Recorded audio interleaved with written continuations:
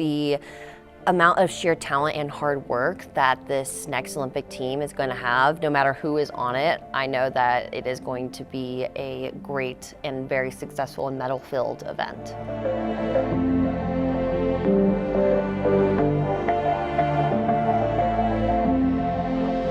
Last year was a breakthrough year for me, and I want to continue building on it. So as long as I keep healthy, keep happy, and keep training the way I have been, then I know that everything will work out, and hopefully I will be in Milan with some of my favorite people.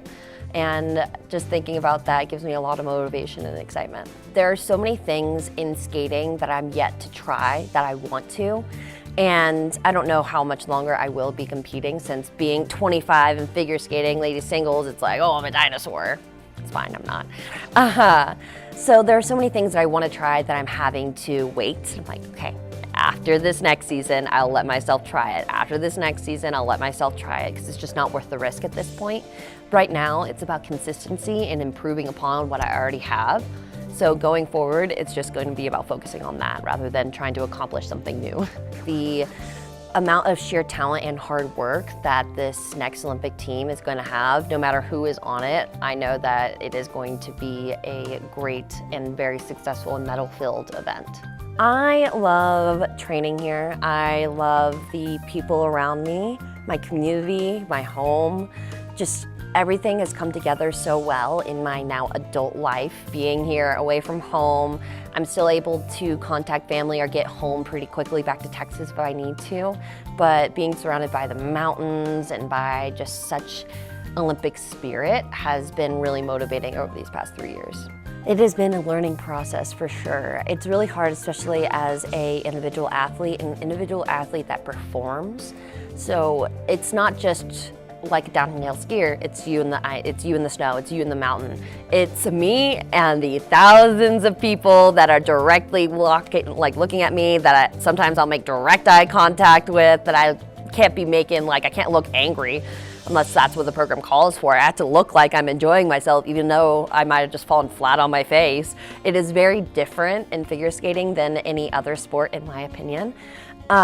So it can be very, very taxing mentally and emotionally, and I really think this last generation of skaters, especially after COVID when we were all so separated, we've really come together more and really supported each other, because we all understand how hard that pressure is to perform.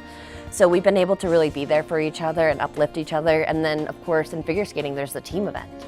Yes, we compete as individuals, but our scores tally up together, and that medals or whatever is on the line. So I think that, along with just over time, we've really come together as a community in figure skating, even though it is typically an individual sport, or maybe, you and one other person. Over the years, I've worked with sports psychologists. I have one that I've been working with for a couple of years now. She is like an idol to me, absolutely incredible. Want to grow up to be like her one day. And then over this last year, I started neurotherapy, because in figure skating, you might not think it, but we do bonk our noggins sometimes, which leads to concussions.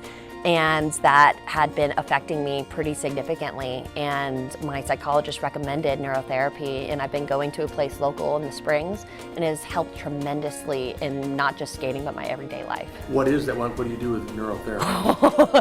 I'd look it up on your own time, but it is pretty interesting. It follows your neurons firing, your brain activity, your heart rate, factors in all those types of things, and you are able to, it's almost like a dog clicker like training thing. It teaches your brain to either calm down, speed up, whatever it might need to do, because it's not just for athletes. There are people with Alzheimer's or Parkinson's that use it, and it really does help. So there are many, many things that it can impact, but for me it has been from brain injury in the past, just healing from that. You are not defined by your results, by your training, especially for young athletes. Growing up, my worth was determined on how well I trained that day. And that is just not accurate at all. This is something that you started because you love it, because you enjoy it. And if you're not enjoying it, what even is the point of success? It's worthless, in my opinion. So to be able to really step back and realize why you love it and what is important about it and why it matters to you, rather than trying to do things to please others. Because I feel like that is something that stems from within ourselves, we try and please others and make others happy, and then that leads to perfectionism and self-criticism, and then it becomes internal because you're trying to please other people. So really just take a step back and enjoy yourself and base your own worth off of what's important, not just a skill or activity that you enjoy to do. Yeah, I have many nerdy little hobbies I enjoy, and I've been able to bond with people over them, which has been a really fun thing to see. I want to make sure that we continue moving forward as a community, not just the LGBTQ community, but also as just an inclusive society in both figure skating and just everyday life. I want to continue to move that forward rather than take steps back, which is what I'm seeing nowadays. So I try and use the small platform that I had to encourage people to be more accepting and more loving, because we're all just human. We're all just here on this earth, and we need to enjoy our time here, and why be hateful when you can just be loving? When I stepped back out on the ice, I was like, I can apply all of my interests into this.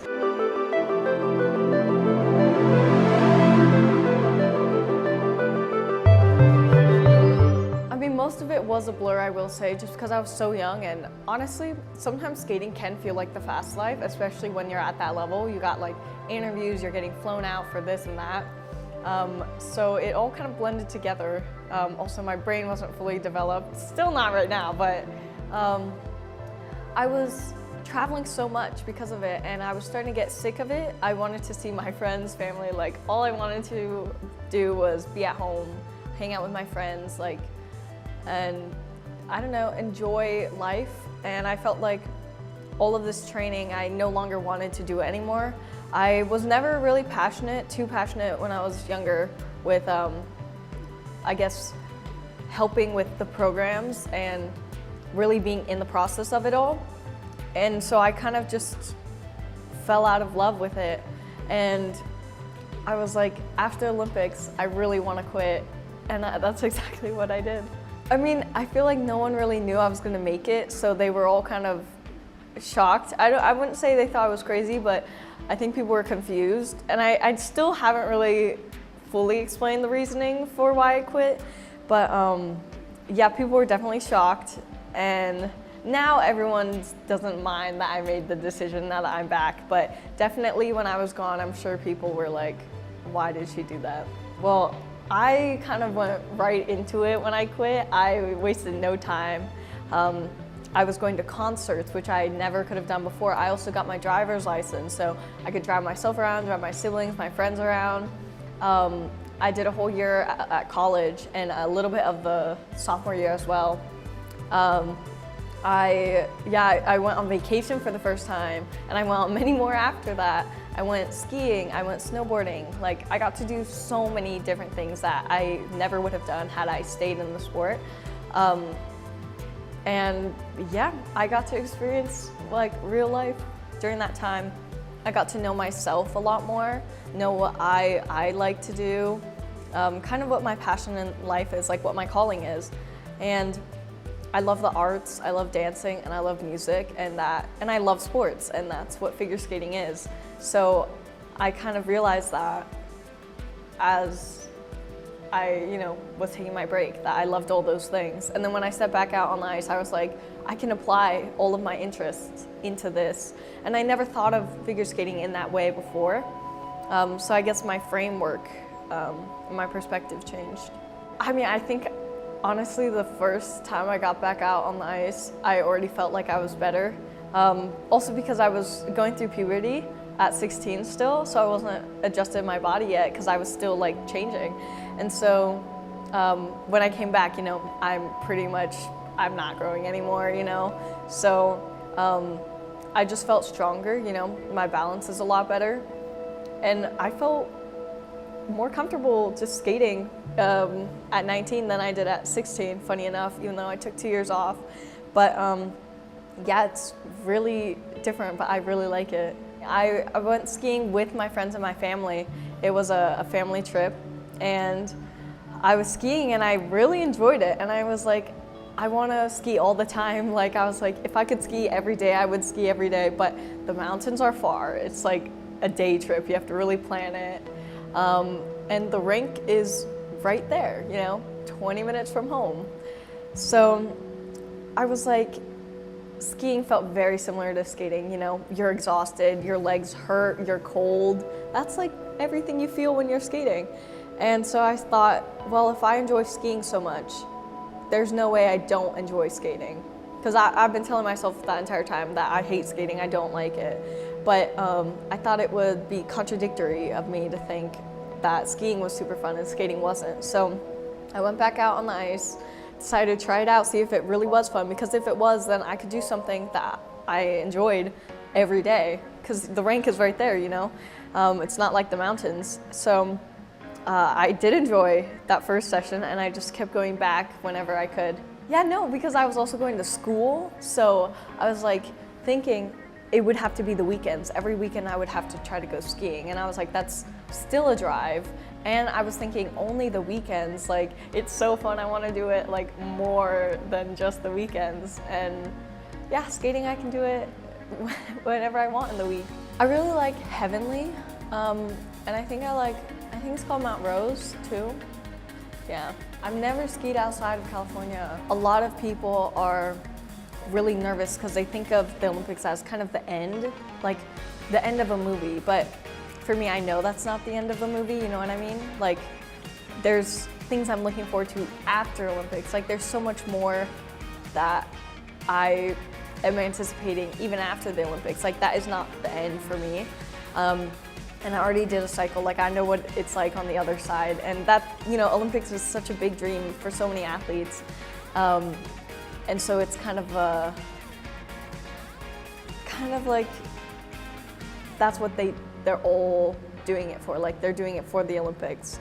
But my mindset's a little bit different. I'm not really doing all this for the Olympics. So if I just get sent to Olympics, then that's like what happens. It's like a side quest in my journey, but it's not the end of it. Honestly, I am really excited for it because it's the biggest stage that you really get.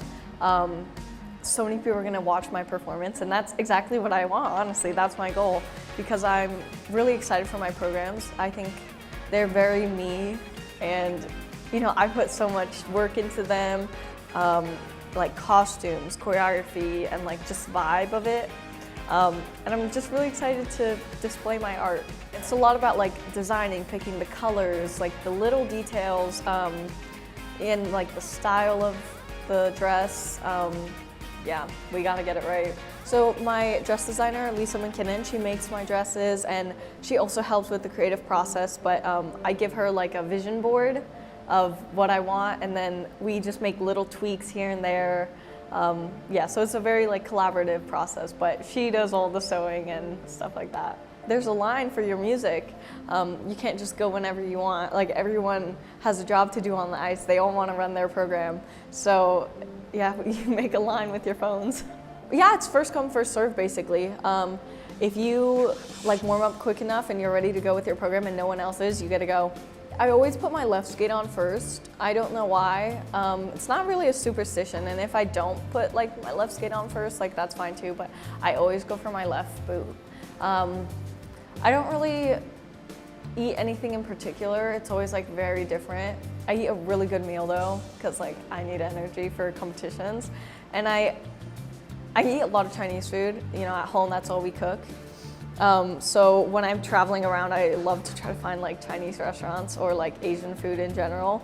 And I'll usually have like a big bowl of like a rice bowl or something, or like noodles.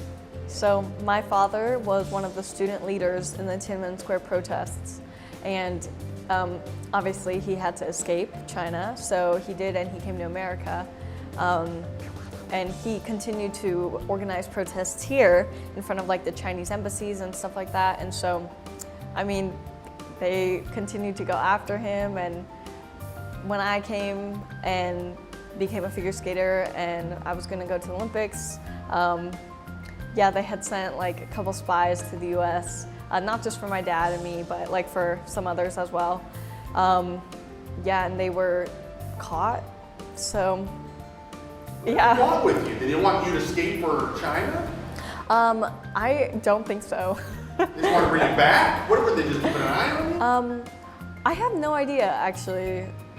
Probably, no, I really don't know. But at least in my dad's case, it was so that he wouldn't, start organizing protests again, maybe speak out against the government. It's stuff like that.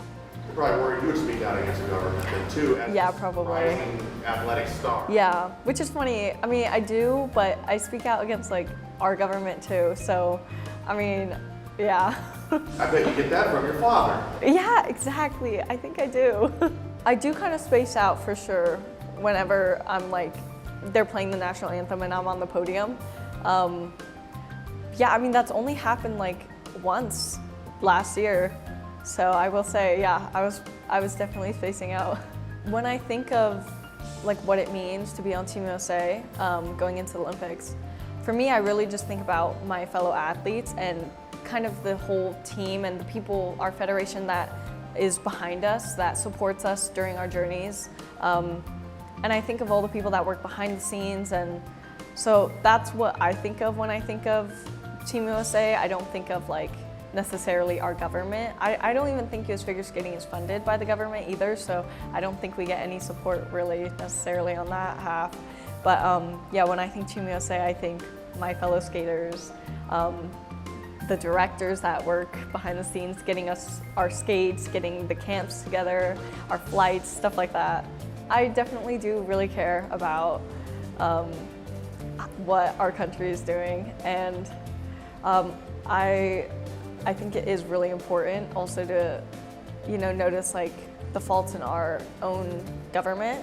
Yeah, very, very similar to my dad. Like, yeah, things are a little rough in our countries, but I think every government has its issues. There's so many protests that are going on, and I've attended, and it's, yeah, I mean, coming from a family of immigrants, like, I think immigrants deserve rights. I think it's a little silly, especially in America.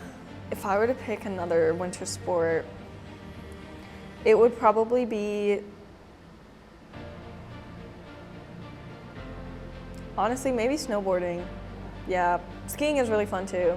We got some talents, like, and really hard workers in this team, and there's so many good skaters. Like, it sucks that you can only send, especially in the women's division, you can only send 3. Like, if we could send more, that would be really cool, because I think so many of us are really talented and really close in level. Like, it's gonna be a tough pick. I don't know how they're gonna do it. Let's see, Ilya. Yeah, I mean, when I left figure skating, the men's were kind of completely different. Actually, same with the women's. All of the skaters that I skated with, they kind of left. So I come back and he's here doing quad axel. And I think quad axel is pretty cool, as long as he don't get injured, you know what I'm saying? But yeah, I think it's really cool that he's doing like things no one else does. Even if it's a little weird, I think being different is good.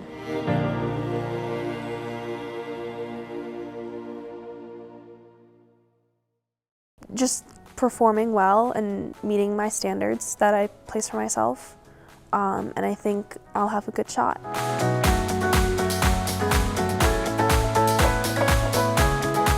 I think it's very convenient that I'm finishing high school before the Olympic season. I'm glad to finish. I'm excited to finish high school. So then I have nothing extra to do for Olympic season. I can pick up new hobbies. Focus on skating a little more. Yeah, too. That too. The Olympics are coming up. Your mom is from Milan, right? Yeah. Born and raised. Born and raised. Yeah. So wouldn't that be fun? Yeah, I still have I have a grandmother who lives in Milan. And then my uncle also lives in Milan, and my aunt and cousin, they live 40 minutes out of it in Meda. Yeah, there was a Milan test event. And what was that like? Well, they removed the rings right before the competition. They had them up for Olympic promos, my Italian friends were telling me. But they removed them right before the competition, which I was a little upset about, because I was like, I need the exposure. I need the exposure therapy. But It was fun. It did not feel like the Olympic arena whatsoever. Like, I think they tried to make it, I don't know. But it went smoothly, so I think they had a good test run. I need many things. I think I have a giant notes page saying everything that I gotta do to make sure I get there. But mainly, stay healthy, stay consistent. I think that's like the top things, you know? Keep just performing well and meeting my standards that I place for myself. And I think I'll have a good shot. Sometimes when I'm out there, I'm like, oh, this is all on me. I only have myself to blame, but that's also like a reason why like I don't do pairs, is because I feel like if I did great and my partner messed up, I don't think I would be able to deal with that. And I also wouldn't be able to deal with the guilt if they did great and I ruined it. But I feel like it simplifies it for me though, because at the end of the day, I just have myself to hold accountable. My coaches always make sure I'm well trained and they give me all the resources that I need to be ready. So I prefer that I go out there by myself, just all on me. Like I hold my fate in my own hands. So I'm gonna assume anyone watching does not have the context, but we are filming this right after I went to vacation. And I got tan probably for like the first time in my life. Specifically because at the Milan test event, I was blending into the ice with my skin, with the paleness of my skin. A few of my Italian friends were like, Isabeau, you gotta get in the tanning salon before Worlds, before Boston. You cannot let this happen. I did not hit the tanning salon before Boston, but it's fine. Anyways, a tan for a figure skater is rare, extremely rare. No one skates outside. I mean, who knows? It might be all gone by the time I have my first competition. Yeah, it's okay, I'll keep up the tan, just for you. It's the summertime. Yeah, but it's off season for us right now. We don't start competing. I don't think my first competition's until August. I just ordered a tanning pool. A what? It's like an inflatable like raft thing, but like you can put it on the pool, but it's big enough and it's like thick enough like on the sides that you can like fill some water in there. Because I don't have a pool personally, so I'll have some water in there because when it's really hot, the water will keep me like cool down. It's genius. You know how I justified this purchase? I told myself, because I was on a vacation. This is so unnecessary, but I love it. I was on vacation and I was reading more than I have in a really long time. When I was like 15, I used to read 90 books a year and do school.